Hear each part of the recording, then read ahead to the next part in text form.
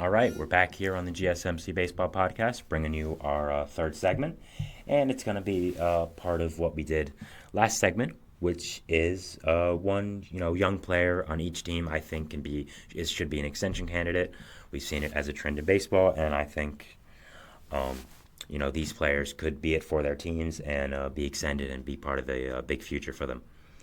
Um, so yeah, we're gonna start off with the Mets, and I talked about it before. Francisco Alvarez.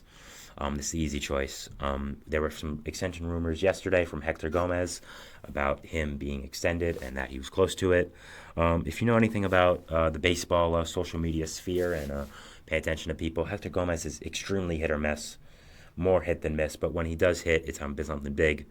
So we thought maybe it's possible. But Andy Martino, who I also mentioned before, one of the better guys for New York sports, insider information, talked about how it's not happening right now, but both sides have interest, and it's something that could happen in the future. Um, so I think extending Alvarez makes a ton of sense for the Mets. He's a future star. He's a future face of the organization. The Mets have a lot of young players coming up in this young core that they got mostly from the deadline last year with all the trades they made. And I think Alvarez should be at the forefront of that, being the first real superstar catcher the Mets have had since Mike Piazza. He's shown flashes of being great, and I think extending him would make a lot of sense. He said he's open to an extension as well. He seems to love being a Met, love New York spotlight. So extending Alvarez makes a ton of sense for the Mets, and I think it would be a really wise decision for new president of baseball operations, David Stearns. Next, we're going to talk about the Phillies here. I have Johan Rojas. Rojas is interesting. He kind of came out of nowhere last year and took the Phillies starting center fielder job and ran with it. Had a really great season, played great defense, was a pretty good hitter, and brought an element to center field for the Phillies that hasn't been there in a little while now, kind of plugging and playing defensive first guys. And I think getting Rojas is really important to them, and keeping him long term should also be really important. Um, so extending him now, you would ensure that he's going to be your center fielder for the long term. You make sure that you have a guy in center field there for a little while. Make sure that he is your guy and that he is there for a good amount of time and that you believe in him as well. And you don't think it was just a one-year fluke. Marlins. This one's also easy. Yuri Perez. Yuri Perez was one of the top starting pitcher prospects in baseball for a little while. He is so good. He's so good. And I think the Marlins extending him would make a ton of sense with where they are. They need to extend their young stars and being in a small market. Yuri is going to be a future superstar, a future ace for the Marlins. They have a good amount of aces on that pitching staff, even one that's hurt like Alcantara. But I think Yuri Perez is so good. And I think extending him right now would just make a ton of sense for the Marlins and what they're trying to do. The Braves.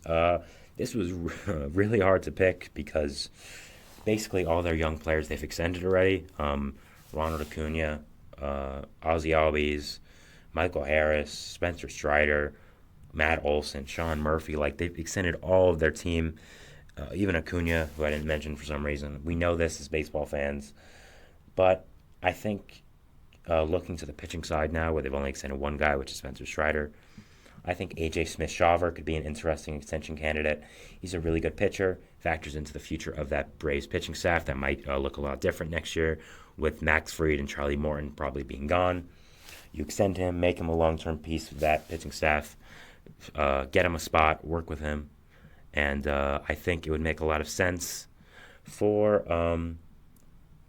the Braves to extend A.J. Smith-Shawver and make him a long-term part of that future as well. Next, we have the Nationals. This might be a little crazy. You might call me insane for this, but I think it's Dylan Cruz. Dylan Cruz is so good. He's so good. He was second overall pick last year for a reason. He's going to be an insane hitter right off the gate. He's going to come up very early with the Nationals this year. I'd probably say May or June. Maybe I'm reaching, but I think he's so good. He's going to be a great player, going to hit right away, and I think the Nationals extending him would be a very wise decision. They have a lot of good young players, but they're looking for a guy they can really build around, be that superstar, be their Bryce Harper, be their Juan Soto. Both guys are gone now, obviously, so they need a new one.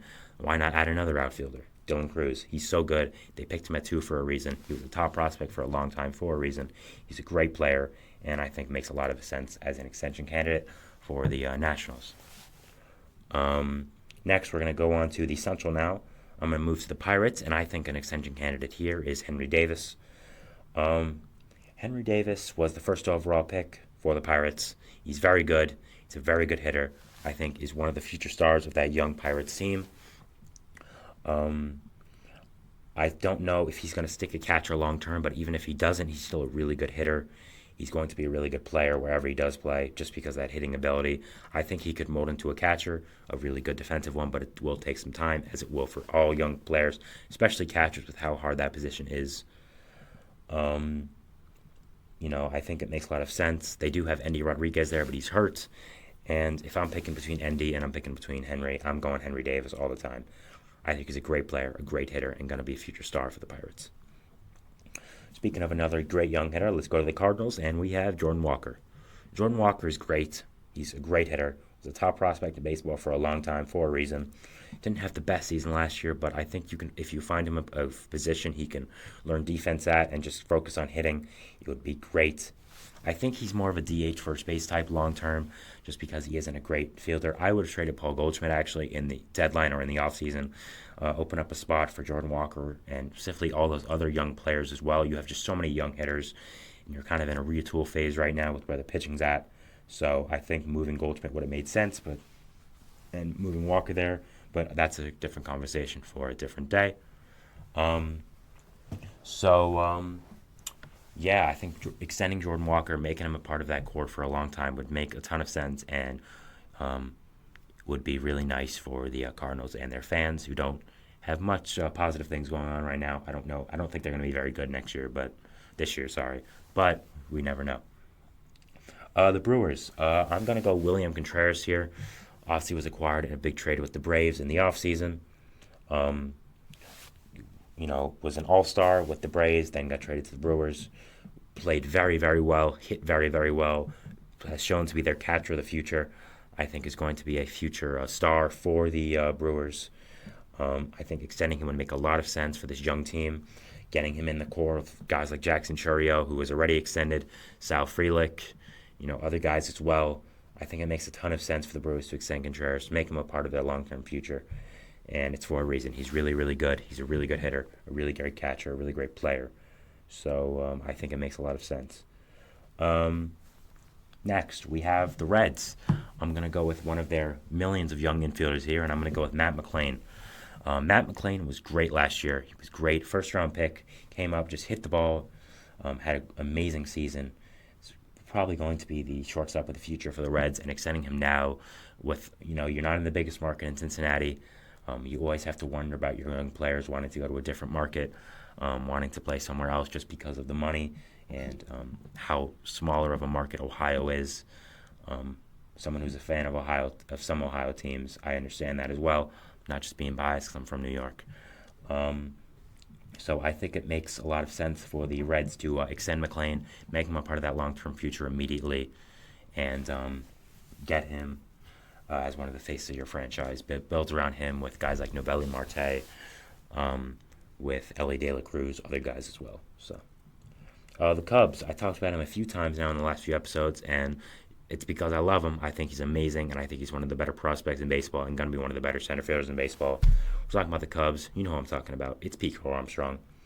PCA is going to be such an amazing fielder right off the bat.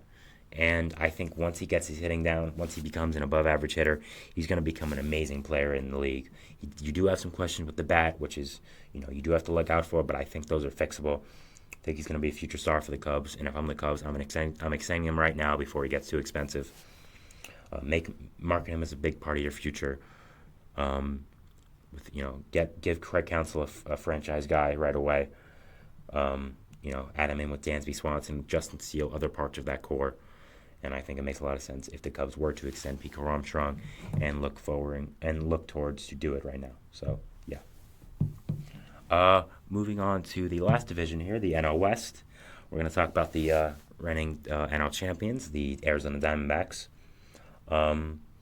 I think Jordan Lawler is their extension candidate. He is probably not going to start the year in the big leagues, But I think once he does, you probably give him a contract extension. He's a top pick for a reason in the draft. He's a really good player, really good shortstop. He's probably going to stick there long term as well, which is always important. Hits the ball really well, really good defender, nice speed, good athlete. Makes just a ton of sense for the D-backs to get him as part of the long-term core. Him, Corbin Carroll, the other guys they have as well. Corbin Carroll, of course, already being extended. So I think it makes a lot of sense.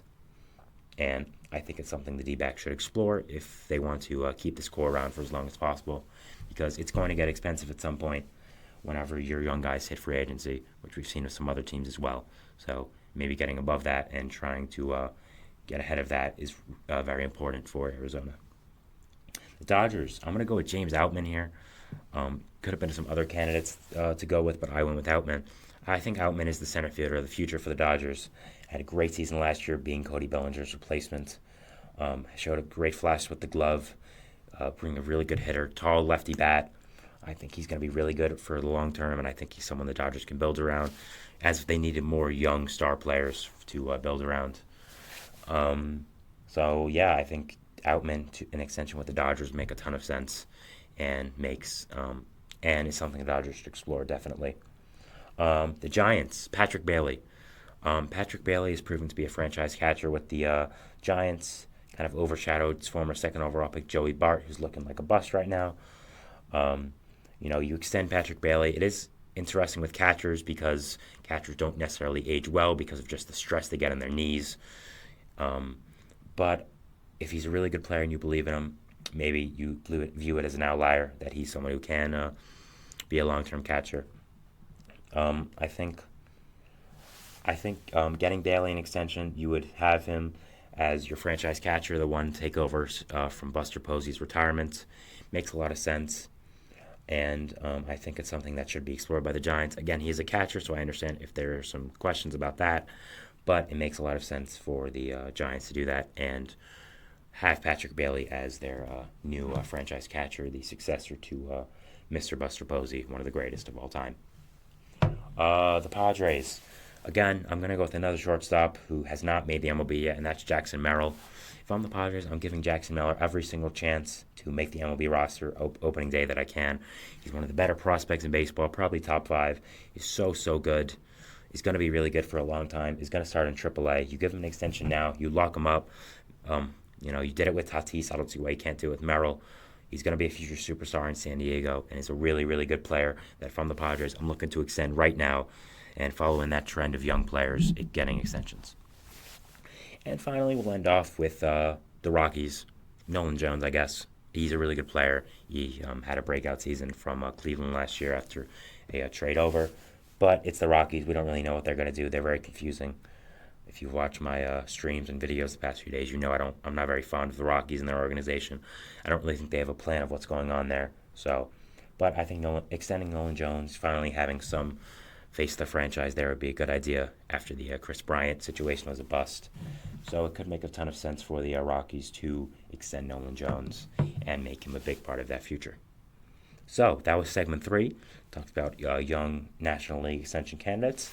We're going to take a break. Before we do that, we'll talk about segment 4 quickly, and that's going to be news around the league, just some general stories I wanted to touch on and see what's going on with them, and I think are really interesting to talk about. So we'll go to a break, and we'll see you on the other side and talk about it. So thanks, yeah.